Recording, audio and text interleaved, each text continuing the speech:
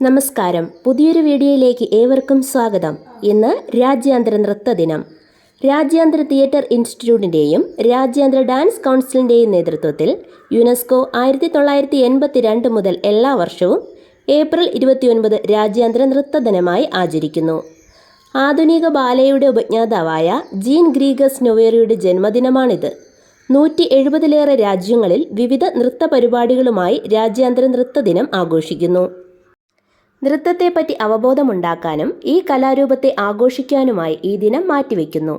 നൃത്തം ശാരീരികവും മാനസികവുമായ ആരോഗ്യമേകുന്ന ഒന്നാണ്. ശരീരത്തിന് വഴക്കവും ചടുലതയും നൽകുന്നു.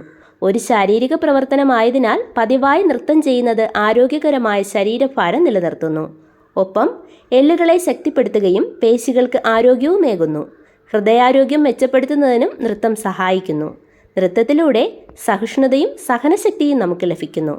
നൃത്തം മാനസികാരോഗ്യം മെച്ചപ്പെടുത്തി ആത്മവിശ്വാസം വർദ്ധിപ്പിച്ച് വ്യക്തിയുടെ സമ്പൂർണ്ണ വളർച്ചയെ സഹായിക്കുന്നു.